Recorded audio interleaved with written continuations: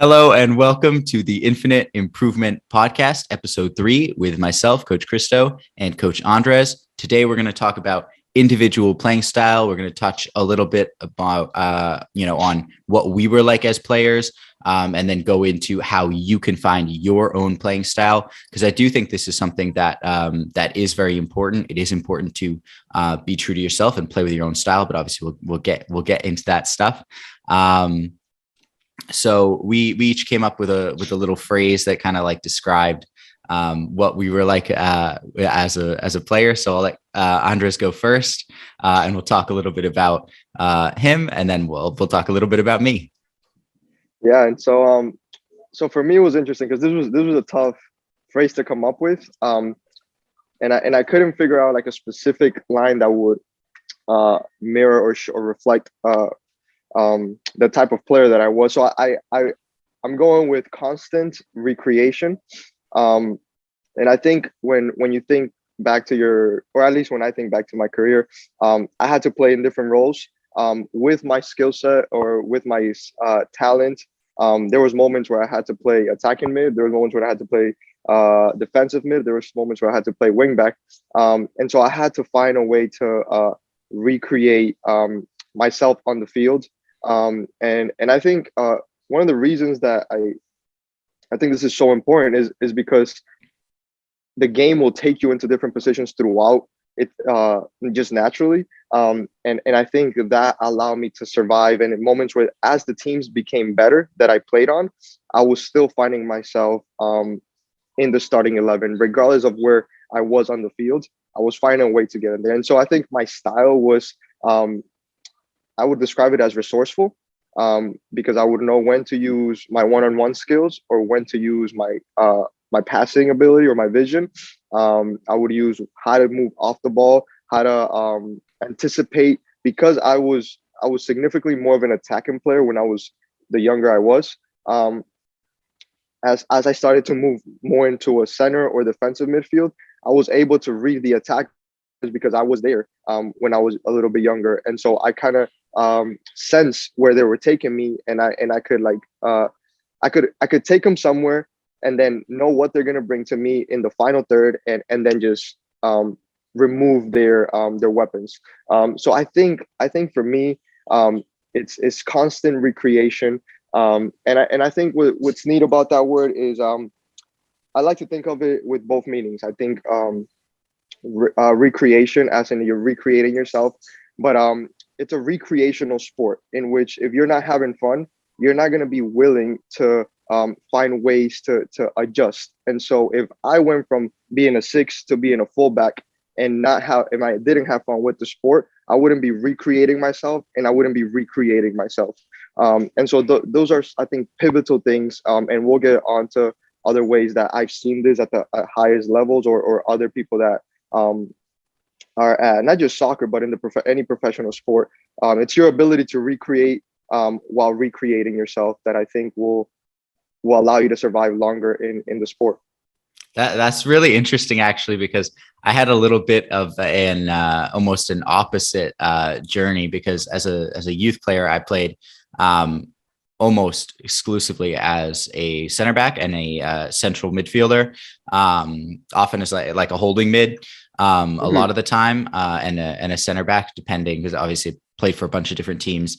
And then for when I was playing for the academy, I played center, defensive mid, and center back. And then when I started playing men's football, I started playing out wide, which happens to a lot of players, I think, when because I do think that, like, as a youth, like, you can sometimes have more of an impact from the middle of the field, right? Like as a center mid, you can control the game a little bit more. So if you're a very good player, a very strong player at the youth level, you'll often play centrally. But then when you join, when you play better for better and better teams, you might get put at fullback. Or I played a lot of wing back, and sometimes as a winger, but basically just like I was a wide player.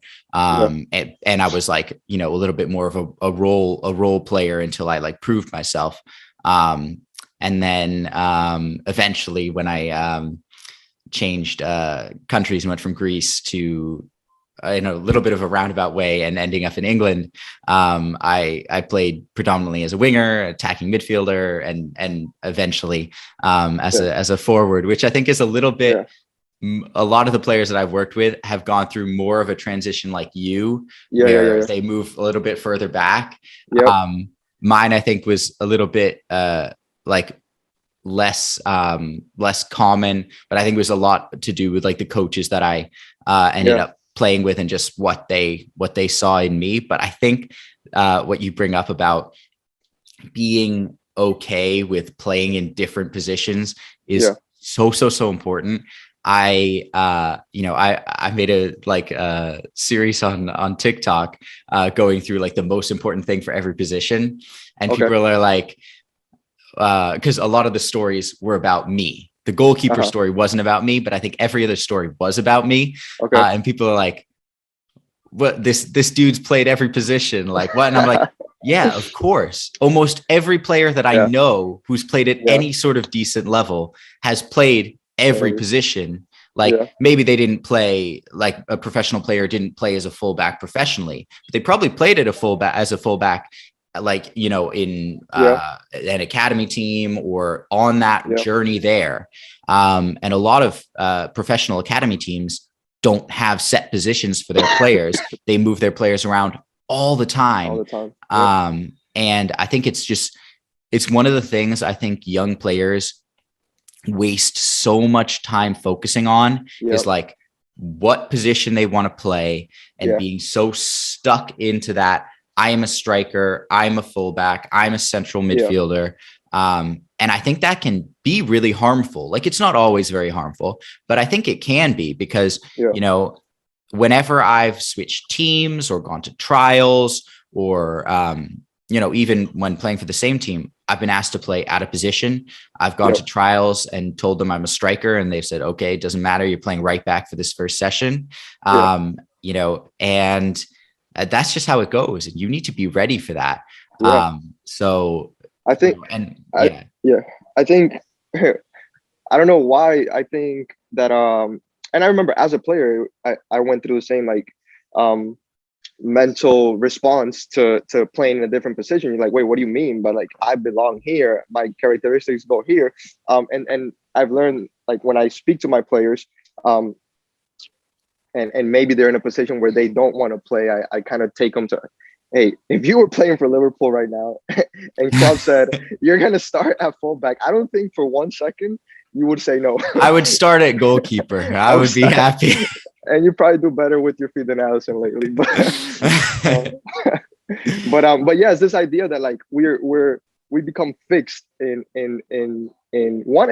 I think it's also an expression of arrogance that we go towards because of being in the same place, being with the same group of players, being with the same coach. And I think something that probably helped you was the fact that you left the country and now you're almost able to recreate yourself with Yeah. without other fixed ideas from your previous coach or your previous club, which puts you in a space where if nobody knows you, you can be a completely new player, and the player feels that freedom. But I do agree that it's tougher for the player to go from an attacking position to move a little bit backwards into a more defensive position. At least from my experience and from what I've seen with players. But yeah, no, I agree. It's definitely an unhealthy mentality, and because you keep moving back, it doesn't mean that eventually you might not play winger again or you might not play center forward again. But yeah, so I guess what is your phrase? So really quick before I get to that, you mentioned like arrogance, and I just wanted to touch on that because like I think it's like you kind of like perceived arrogance, but like that you think you have this role and that's for you and that's it. But Yeah. I honestly think that like you're limiting yourself so Mm-hmm. much because especially like the players who worry about this stuff who are like 10 to 16 years old, Yeah. like you have no idea the player that you could be. Yeah. And thinking like I am only going to play as an attacking midfielder can be really limiting because you have no Yeah. idea. Like maybe your skill set or the skill set that you'll develop is you're going to be a world-class fullback. But if you never play Yeah. fullback, you'll never know that. No, I agree. I agree. Yeah. So my phrase was a little bit longer than yours. And I thought of it more as like at my best, what did I do? So in my like playing at my best, what was my kind of role within a team? On and off the ball, obviously. So mine was create through pressure, create through movement, create with the ball. Mm, So like at my best, I played mostly as an attacking player. Like played in obviously multiple formations and positions. I would play wide. I would play more central. I would play as target man, although I didn't enjoy that as much as playing as part of like a front two or a front three. I think playing as a front two suited me really, really well. But it was, even in years when I would score a lot of goals, I feel like my true strength was creating, whether that was creating opportunities for myself, and missing a lot of them, and then also scoring, yep. or creating for other people. And you notice like the first two things, 2 out of 3, it's not even about the ball. It's Mm, about creating through pressure.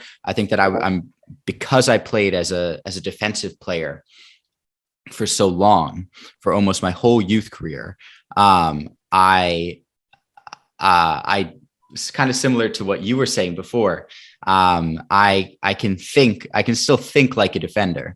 Yeah. So I was You could very good at. anticipate. You could Yeah, anticipate exactly. their problem solving skills, so you would counter. Yeah. Yeah. So I was very good at like putting defenders in awkward situations where they maybe don't have any good options, or it's tough to see the good options. So pressuring them to try to drive past me, but Yep. not just giving them that space, like giving them, are you going to go for it? Are you going to go for it? And as Yeah. soon as they go for it, like on them. So I think like a lot of goals, or almost all goals, are scored because of mistakes, whether that's very big mistakes or very small mistakes. Mhm. And I'm very good at like forcing those mistakes through pressure, and then also seeing those mistakes, anticipating those mistakes, and being able to, either Yeah. get the ball or create space somehow, if a defender is caught out of position. Sometimes the mistakes are very subtle. Sometimes the defender just gives the ball to you, Yeah. or Yeah. something. Yeah.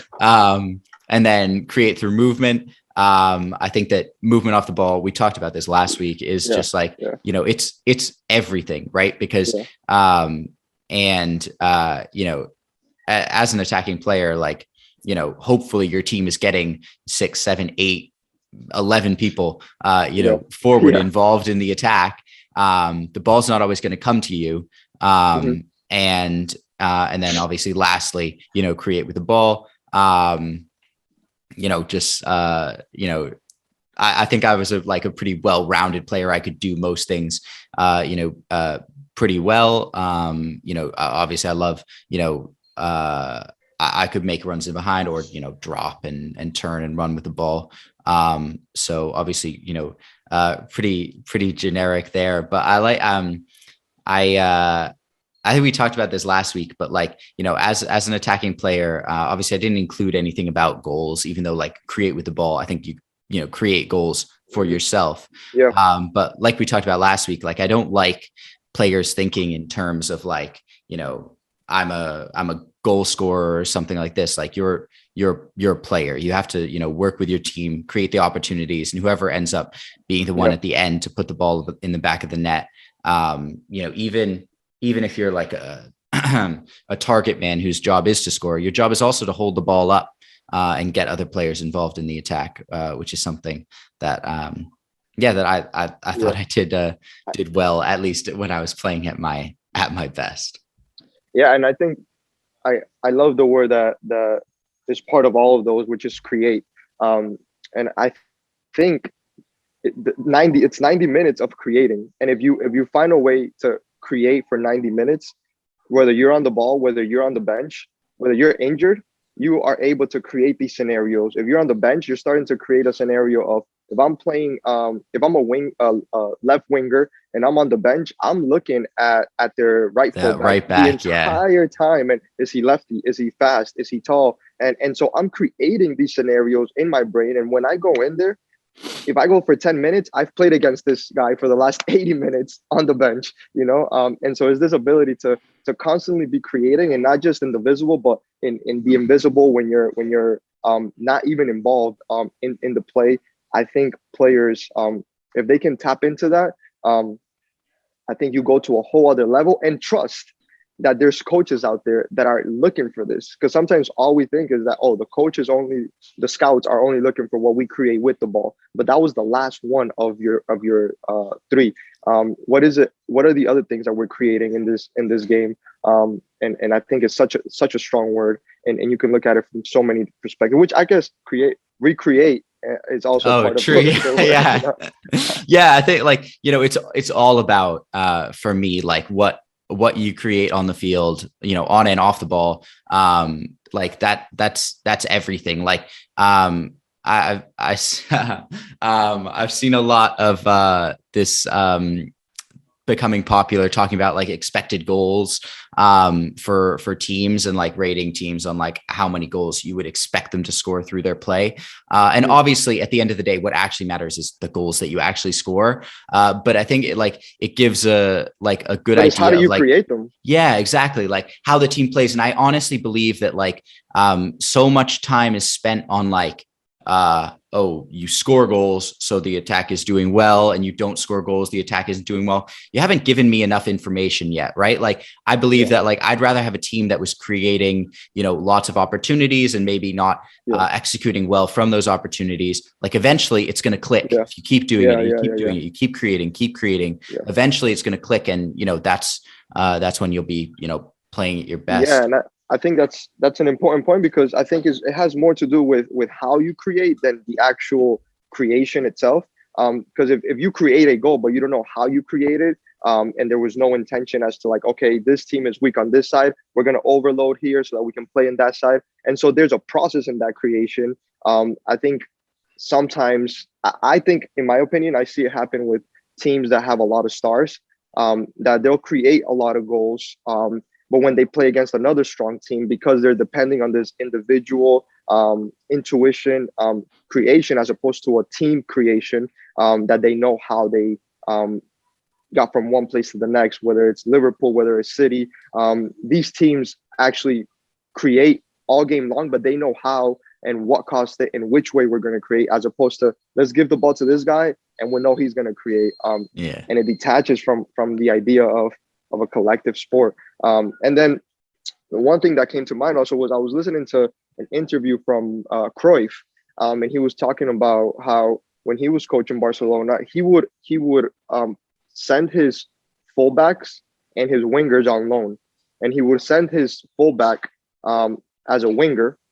So he'll tell the other team that, so he's going from Barcelona to any other team at that point would have been a bit less. So he was going to put his fullback as a winger in that loan, and his winger he would put him as a fullback on the loan. Obviously, these probably weren't starters or 18 from the 18, but it was just the idea that if you're able to live in the position in front of you, now you're going to understand, if you're the winger and you're playing fullback, and your winger is not helping you defend, you're gonna know all these mistakes that you probably are causing your fullback. And it's just this idea of like, I need to find a way to live in a different part of the field to be able to help the other teammate. And imagine we're just talking about players getting mad or not enjoying the fact that they got to play in a different position. Yeah. Imagine having to play on a different team in a Yeah. different position that is perceived as less competitive. It's just part of the game.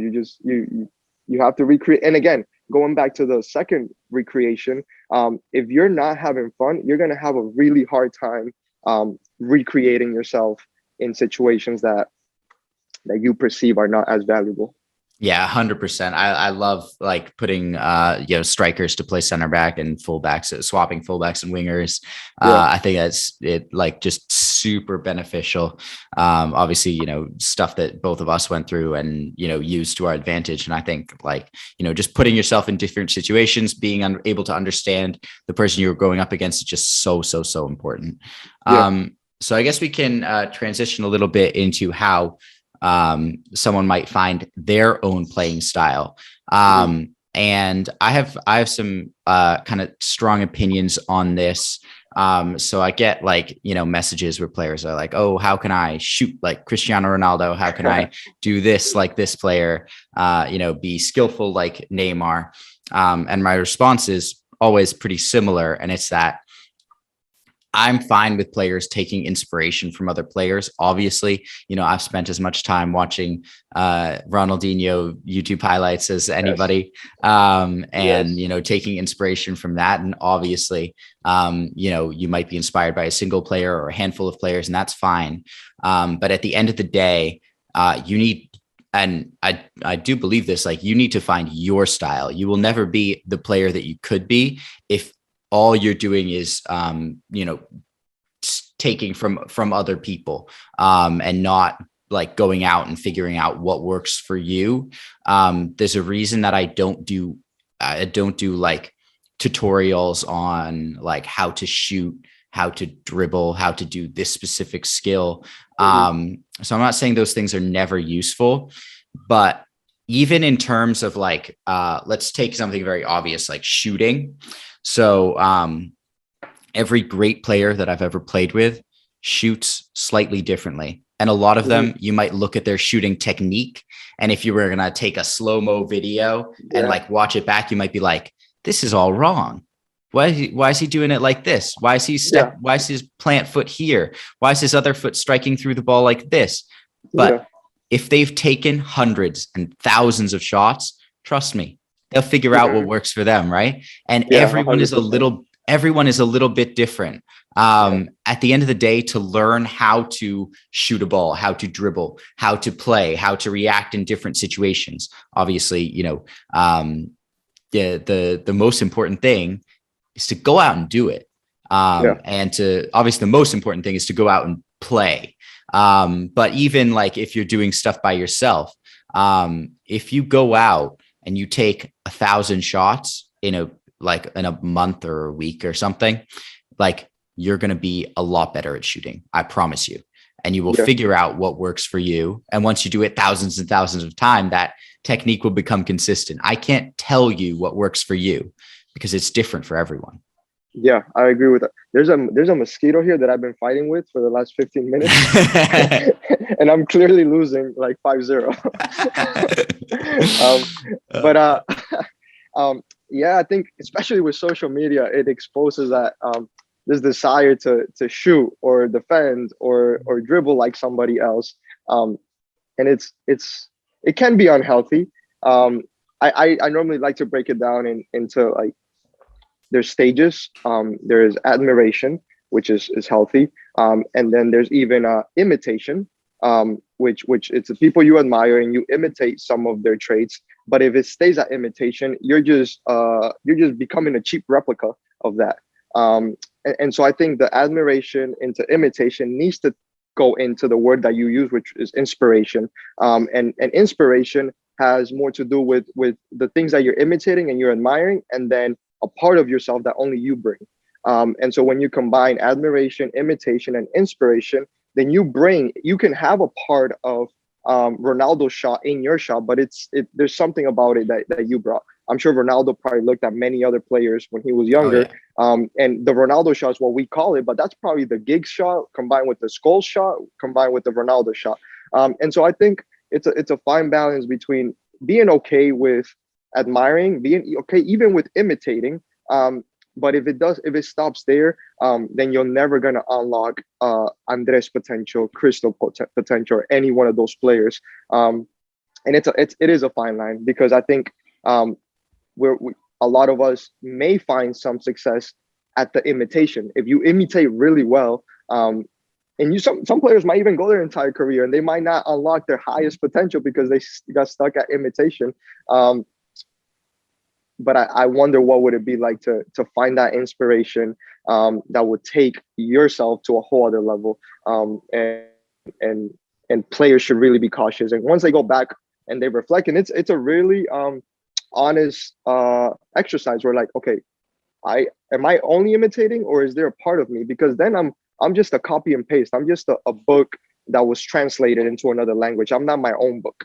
And so I think finding ways to always, how am I my true self, and still give back? Because like as I'm talking here, like I'm sure it's part of my father, my grandfather, my Oh mother, yeah. my sister. Everybody's talking as I'm talking to you, but there's a portion of Andres bringing those together, and me bringing my own charisma, my own way of thinking. So finding that balance, I think, also takes time. I think the younger you are, the more you imitate. But I think having people Yeah. around you that help you understand that, okay, it's okay, and then now let's go and find your more unique version. But yeah, I think it's a huge point that you bring up. Yeah, and I think that's I love that thing about talking, and it's it's not just you, and of course it's you have to learn from other people. You can't learn Yeah, from yourself. I mean, you can yeah, learn yeah, from yourself in certain ways, but yeah, like you have to go out in the world and interact yeah, with people and learn lessons from other people. And I think everyone can learn a lesson from probably every other person that they ever yeah, interact with. yeah, However small or big that lesson is. And I think like you talk about like finding yourself, creating yourself, and I think it's like something I struggled a lot with is it's very easy to be yourself when it's just you. So for example, when mm, I'm just playing by myself, it's very easy to be myself. It's very yep, easy to be myself when I'm in a very comfortable environment. So, playing pickup games with my friends in the park is very yep, easy to be me. But what I struggled a lot with was being myself in an environment that wasn't as comfortable. So, playing for an academy, I felt a lot of, pressure, even though I was creating a lot of that pressure, but I yeah, did feel a lot of pressure. And there was, some yeah, pressure from other people, and there was pressure to play in a certain way. yep, And, like thinking back, like it's not like, it was like a horrible situation. They were trying to like, stifle the life out of players or something. But like, there are things that like looking back, I disagree with that some of the coaches did. yeah, And I found it very difficult to kind of be myself, which is why I always tell players like, you know, I do think that like to be the player that you need to be, you need to find a way to be yourself, even like under extreme pressure. yeah, In playing in actual games, playing in high level games, it's not enough to just like you can't play within yourself. You have yeah, to show other people the player that you are if you really want to be the player that you could be. And that's why I yeah, always tell players like you have to play one game, an actual game, and not worry about making mistakes, and just like whatever you think, try it, like yeah, whatever your instinct is telling you to do it. yeah, And once a player does that for just one game, that feeling of in every play you're just like, what do I want to do in this situation? You can like once you know that feeling, like hmm, there's no going back. yeah, yeah. And what do you You'll think? keep going from there and building from Yeah, there. yeah, because you've tasted something different. Yeah. And if you don't actually, the only way to taste it is by trying to approach Yeah. it in your most natural and unique manner. Which it's easier said than done when you have MLS scouts, when you have agents coming to watch you. How do you find a way to risk? And I think like in life, the higher the stakes, the less you want to risk. And so I had a question with regards to where was it or what was it from pickup or this places where you were able to be your fullest self. At what point or what was it that it changed? Where did the pressure come in? What was it in Christo's mind or environment that changed that would limit you in your expression of who you actually were as a player? Yeah. So, I mean, it was basically playing for a coach that, whether he believed in me or not, um, I never felt like he did believe in me. Okay. So just like that, it wasn't like, I was, playing with all the self belief in the world. And then all of a sudden it like just dropped or went away or something.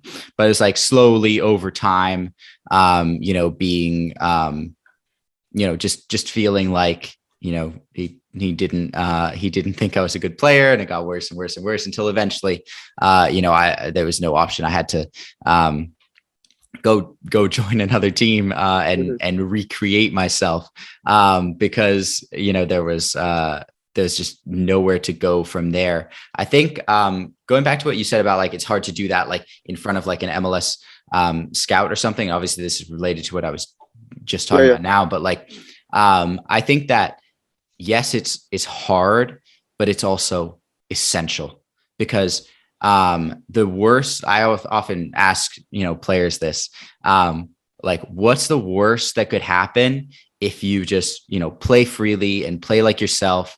The worst that could happen is you don't succeed in the way that you think you deserve to, or think that you should or want to, or whatever it is. But what's the worst that could happen if you never play freely, you never play like yourself, you never take any risks on the field? yeah. What's the worst that could happen? What do you think?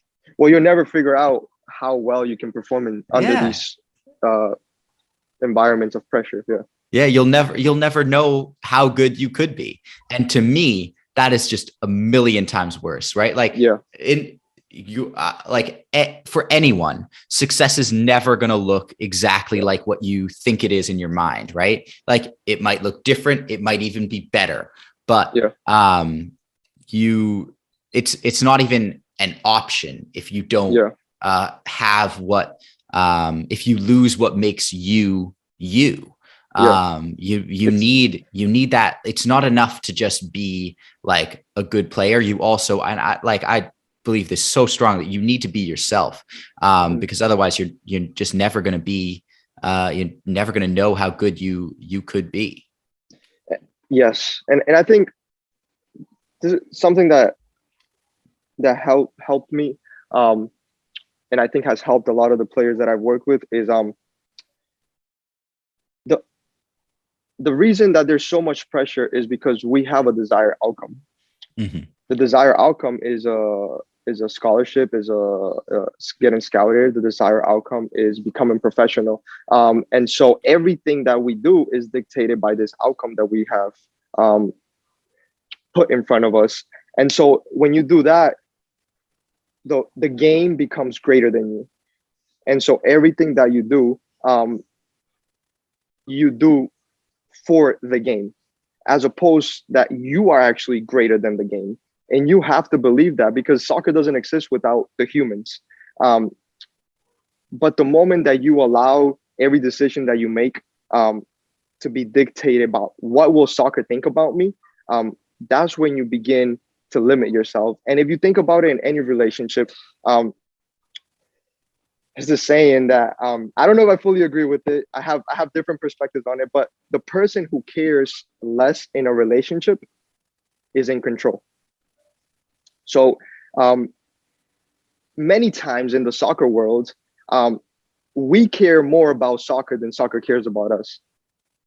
And so soccer becomes in control of this relationship. And so the moment that we are able to flip that and I care less about soccer than soccer cares about me, then we can walk into any situation and be myself because I don't care what soccer says or doesn't say. And by soccer, it may be the scout, it may be the college coaches. You're walking into it as I'm greater than this environment. And I think for players who love the game so much, I think it's something that they should reevaluate. Do I love the game because of what I bring to the game, or do I love the game of because of what the outcome may be, which is Yeah. a professional college a spot at the college level? And I think it's the moment that you flip those, soccer will never care for you more than you care for it. So you got to find a way to detach yourself, and that's hard because we breathe soccer. But I again, I think is realigning your relationship with the game.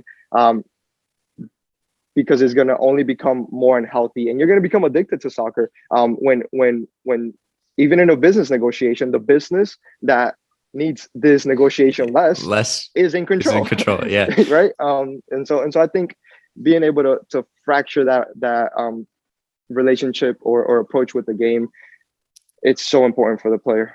Yeah, there's a psychological phenomenon called reinvestment, which is when you care a lot about what you're doing, you try to control it. Mm-hmm. And like in a sport, this might like say you have like a putt in golf. And like you could make this putt a million times, right? You could make this in your sleep. But that's the point. You could make it in your sleep. You don't need to think. As soon as you start thinking, right? So if you've ever seen a great athlete make a mistake that you're like, what are they doing? Like you miss a putt from like an inch away, and it's it's like I could, like, you just stand there and tap, like I could do that. But the reason they start looking like a beginner is because beginners are the ones that need to control a situation. Beginners are the ones who need to think about how to kick a ball or swing a bat or whatever it is. The great athletes, they're not thinking when they're doing these things. It's automatic because they've done it thousands and thousands of times. So once you start to control that, you're acting like a beginner, and you'll play like a beginner if you do that. So what you do is like take a step back, right? And play, play freely and not try not to care as much, or at least maybe not try not to care as much, because obviously we love the game, and we want to care about it, but like don't try to control it. Just let it, like, just play freely. Let the game kind of come to you. And because you can't control it, so don't even bother trying. And this also there's my dad was actually talking to me last night, and apparently he was like watching an interview with a Greek basketball coach, and it reminded me of something a coach of mine said. But the interviewer like asked, oh, do you feel like you're under a lot of pressure? I guess they lost a game, it was an important game in there, makes their season a lot harder. And he was asked, like, do you and the players feel a lot of pressure? And he was like, what pressure?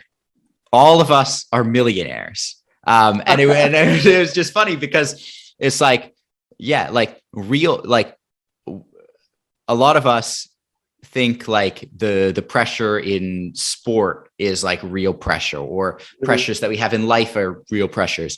And obviously I'm not taking away, like, just having a bad game. Trust me, I've been distraught after having a bad game. And some of the best and worst moments in my life have happened on a pitch.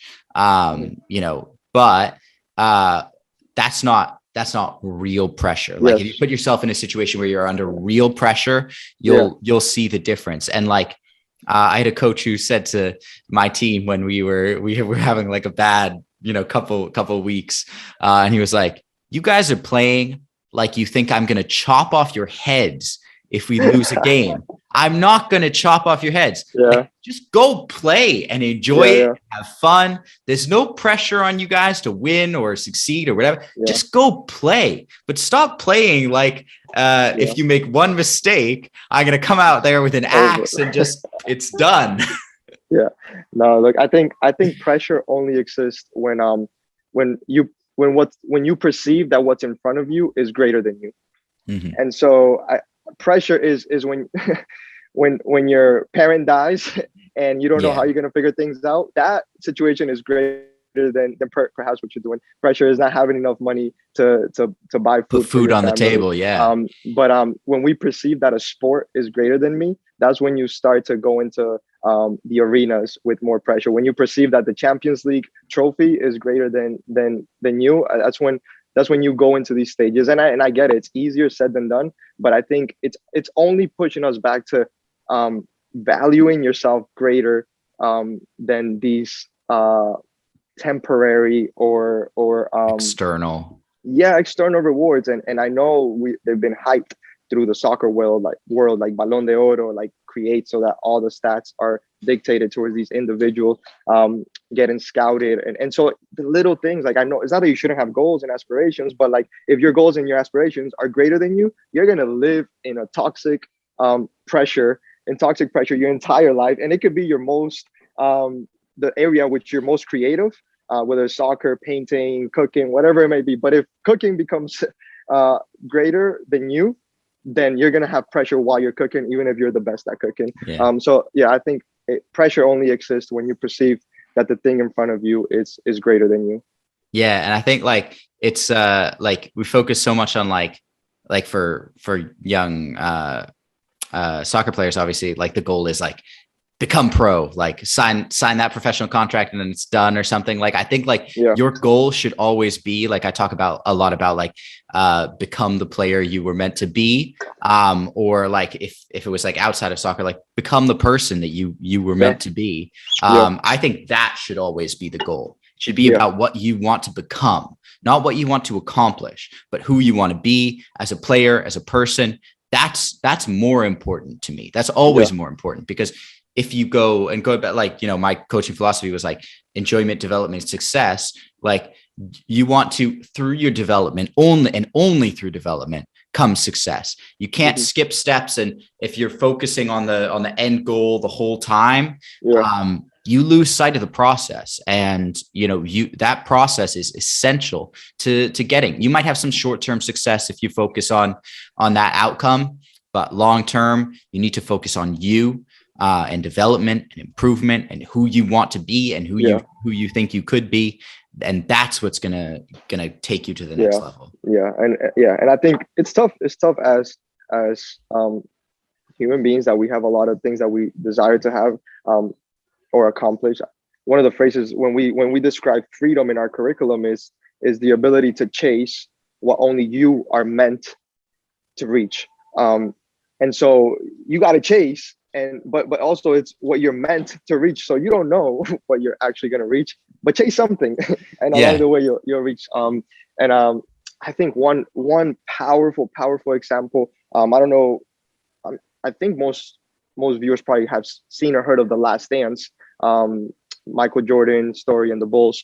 Man, I think when you think of probably the best athlete that we've experienced, I think it was his ability to know that he was greater than basketball. I mean, to the point that after winning 3, he went to play baseball. He said, "This sport doesn't define me. You know, I'm gonna go and recreate myself in a recreational way, in something that my dad enjoyed, that he enjoyed me watching. Let me go do that." I wonder if he didn't have that gap of recreation with both definitions, would he have gone 6 and won all 6 and not and I don't know that he didn't feel pressure, not only because he was so good, but he didn't feel pressure because basketball didn't define him. Yeah. And so what is it like to not be defined? Yeah, that's so interesting, because like it's like something I think about a lot is like people who are truly great are great because of like who they are. And like the Michael Jordan that was such an incredible basketball player, he was always going to believe in himself so much that he would switch sports, even at like his, you know, like when he was still playing like the best player in the world. Like it was like Messi, like in 2012 or something, was like, you know what, I'm gonna go play golf or something, you know, like but like so like someone who like he was always going to do that because that's who he is, and who he is made him great. So like, to use like a little bit of an example that I like is like the player who is in a World Cup final and they're taking a penalty in the shootout and they go for a little Panenka, like that player, like, and people are always like, oh, you know, like you're less likely to score. And I actually looked up the stats and you're like about 5% less likely to score if you do Panenka. So it's not even that big of a difference, but like, you know, if they take that risk, right? But that player is only there because they are the person who is willing to take that risk. Right. So I'm never going to yell at a player for taking a risk when it comes from self-belief, right? Like we can talk about like Yeah. better decisions that could have been made or something, but like if you're making a decision and it's a risky one, but because you believe in yourself so much, you don't think it's a risk, Yeah. Yeah. Yeah. do it. Yeah. Do it. Yeah, because that Because situation, that yeah. outcome doesn't define you. See that when he did it in the World Cup final, I was like, this man is cold. I don't know if you remember against Italy. Yeah. And it almost didn't go in. I had a situation with my Abbey Villa team. We were 0-0. One of our players took the PK, and then he missed. And then I had a decision. I was like, we were down 1-0, and then we had another PK, and I was like, do I give it to him? What if he misses again? Will he be in his head? So I picked another player, and then he missed. And then I went after the game, and I was like, all right, guys. Oh no, before the next game, they were like, coach, so who's gonna take PKs? And then I was like, well, we're not gonna change our PK takers until these two players have had PKs and they've scored. So I don't care if they take the next one and miss. And actually, you were there the game after because I think he took a PK and he Yeah. missed again. But it was just how can I suck out the pressure? And you're gonna if we're 1-1 and we get a PK, one of you two is gonna take it, and whether you score or not, we'll wait until both of you score for somebody else to take it. To not feel that this execution of the PK actually dictates how I feel about you as a player. And I probably would have won a couple more Yeah. games, but it's Yeah, it the is what it what's in is. front of you can be greater than the kids that are around us. Yeah, it's just like, like it's you you can't like separate those things. Like you can't like Michael Jordan, you can't be like, oh, if only Michael Jordan hadn't gone to play baseball. If Michael Jordan was the person who wouldn't have gone to play baseball, he wouldn't have been Michael Jordan in the first place. So Yeah, like, that player that goes in the World Cup final or the Champions League final or something takes like an insane risk and it doesn't pay off and you're like, what an idiot. No, that's why they're like, there. he's there because he's willing to do that. So you Yeah, you have to accept people for who they are, accept players for who they are. And that's like, it can be a tough thing to do sometimes as a coach, because, yeah, you have a lot of ideas on the game, is seen a lot of different players and stuff. But I really do think like, you need to find a way to let the player be themselves yeah, in whatever team. And that's going back to like the question you asked me a long time ago. Like, that's kind of what I didn't feel like from that coach is he didn't believe in me and he didn't support me to be who I was. He wanted me to be someone else. yeah, Or maybe he wanted all the players to be to be the yeah, same person. yeah, Something else I wanted to yeah, touch on is in terms of like developing, into the player that you should be. There's a couple things that are like non-negotiables for me, like that every player has to have. So, if you're, looking at like improving in certain ways, like, so moving away from a little bit like the mental side of the game into more like the technical side, like, yeah, and maybe the physical side, like, you need to be able to take a good first touch. You need to be able yeah, to pass the ball. You need to be able to do that with both feet. yeah, And you need to have some level of fitness. You don't need to be Conte, but you need to be able to run around a little bit. And yeah, those, because you need to work, you need to work hard. And I think obviously I'm not advocating players go out and run miles or anything. Like the best fitness is playing the game. But those four things, you need to be able to work hard while you're playing. So first touch, passing, weak foot, and then some level of fitness. Would you make any changes to that? first touch. Let's repeat them. First touch, Passing, passing, being able fitness, to do both of those things with both feet, both feet. Okay. and then Uh, some level of fitness, um, or take that, away. uh, no, I think all four of those, um, they look different to every player. I mean, there's a player that I think is not very mobile in my team, um, but he's one of the smartest players because he can pass, because he has a good touch. So I think it would be more like definitely pass and first touch are for me. If you know how to do those two things, I think I can help you, or the team can help you go from there. Um, and I think you have to. I guess yeah, that's more technical things because the other stuff would just be more psychological. Yeah, first touch and passing, because from there everything goes. Everything And follows. I Yeah. think dribbling um is another one that I think. And by dribbling, I don't mean like taking people on. Like, can Yeah. you dribble from this cone to that cone, Yeah. under control? Moving with the ball, maybe. Moving with the Right. ball. Yeah, yeah. Because I think sometimes like you could be an amazing passer, but sometimes you got to drive out the player, pull him out, and pass at the right time. So you Yeah. got to be some sort of comfortable. If you start dribbling someone, you fall. I don't know. So I Yeah. guess the only one I would add is just dribble from point A to point B. Um, some sort of version of Movement that with the ball. Yeah. movement with the ball. And then yeah, and then you can like go into like what is a good pass. That's Yeah. stuff that we can help them through. But Yeah. I agree with those. Those are fundamental things that. So what happens when they don't have this and they Yeah. walk into your field? Well, we got to develop those things, right? Okay. And those things, like honestly, like I like getting a player to be able to play well with their weak foot isn't difficult. You know, they just have to use it, and if they don't use it, you have to force them Yeah. to use it. Yeah. And like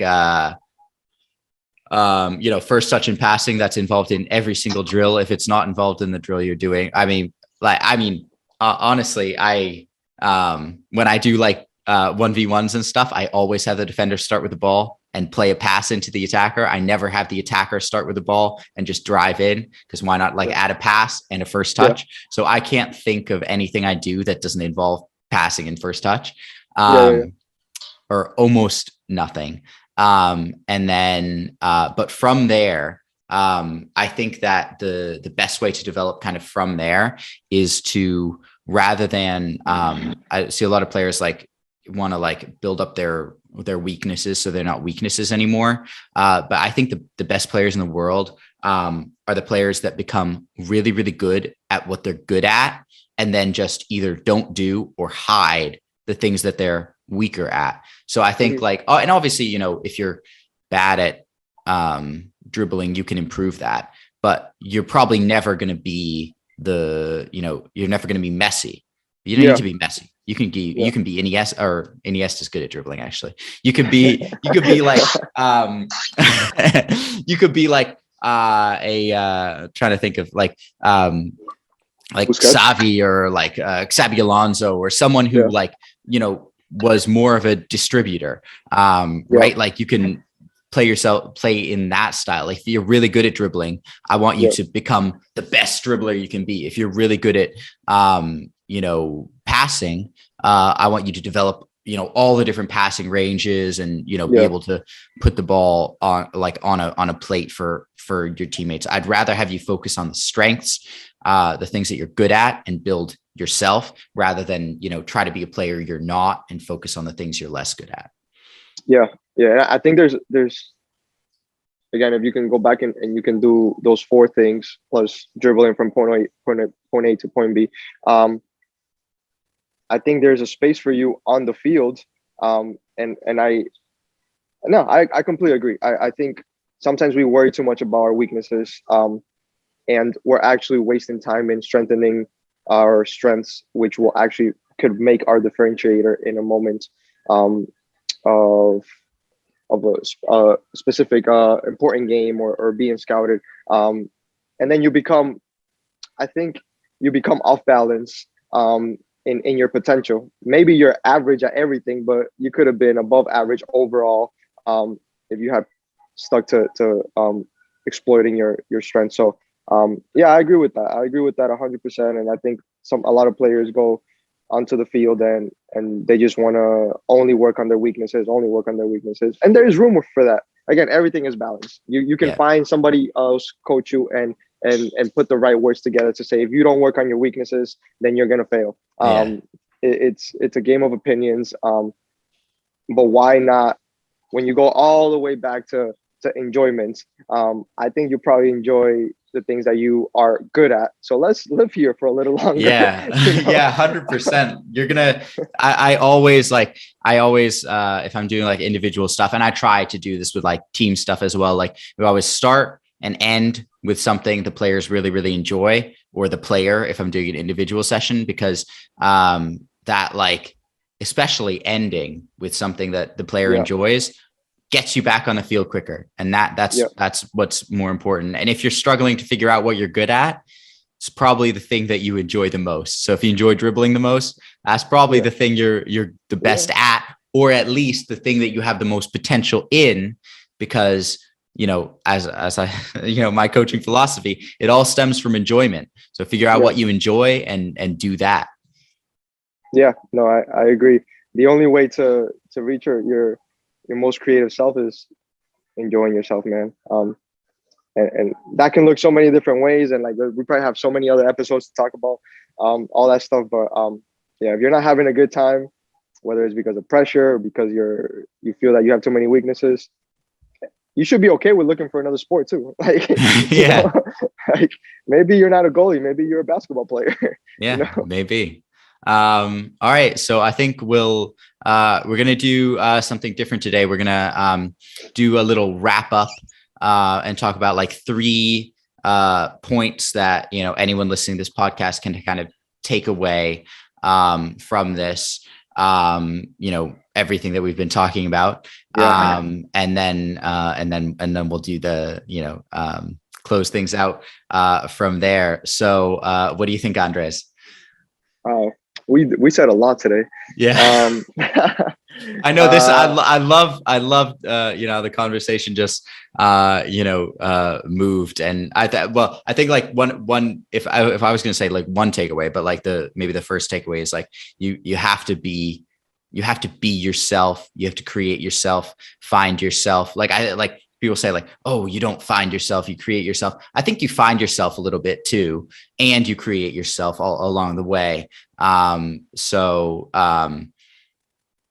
yeah, I think it's like, it has to be you. You can't, you'll never know who you could be if you're not you. My grandpa used to always say, whenever I was, you know, leaving to go back to Greece or to England or something, he would always say, remember who you are. And I think, you know, it's just like something like I say to myself now all the time. It's just like, remember who I am, you know, like whenever I get lost a little bit, just Christo, this is who you are, remember it. All right. And then, you know, go from there. No, I guess the second one would be, coming from that point, is to be able to understand pressure. I think understanding, so being yourself helps you understand why you're feeling pressure. And I think it's the moments in which you believe that what's in front of you is greater than you, pressure sinks in. So can you find a way to anytime you feel pressure, evaluate what is that it's in front of me, and is this greater than who I am, or greater than my potential? And I wonder if that will decrease the amount of pressure and increase your creativity. So I think the second one would be how to approach pressure. Okay. And the third one, you or me? You have one? I have a lot of things, but I don't know. All right, here. Go ahead. On you have one in your head? Don't say it yet. No. Go ahead. No. Okay. No. We do this at the same time. See if we agree on it. Okay, you go first. Enjoyment. I think that like that underpins, you know, everything. Even though we just touched on it right at the end, I think you know, you have to enjoy the process and enjoy what you're doing. And I remember I had a teammate tell me after well, we played together on a team, but then we played pickup against each other, and it was like this huge pickup tournament that we organized, and we played against each other in the final, and I lost. And I remember him coming up to me afterwards, and he was like, you know, I know it sucks, but you know, you can always find a way to enjoy the game and enjoy anything.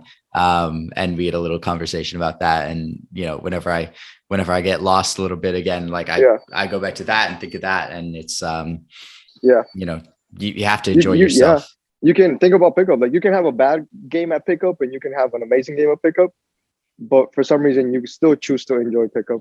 Yeah. I guess so. Yeah. So enjoyment. I think the one I had in mind, because of the conversation was infinite recreation. Recreation is enjoyment, and recreation is a lot of recreating yourself. Or maybe that's the title of this episode. But yeah, I think recreation and recreation bring together such fundamental parts of the game, having fun and adapting and creating yourself. So yeah, those are so the three. First one was yours. Believe in yourself, be yourself. The second was dealing with pressure, and then the third one, enjoyment / recreation. Yeah. Solid. All right. Awesome. Well, thanks for listening to this episode of the Infinite Improvement Podcast. We'll be back next week. I'll drop, links to our stuff in the description. We're on obviously on my YouTube channel, Coach Christo. And then we're on Spotify and Apple Podcasts. Thanks for listening and peace. Happy holidays. Oh yeah, Merry Christmas. I think I'll get this out today, hopefully. Sounds good.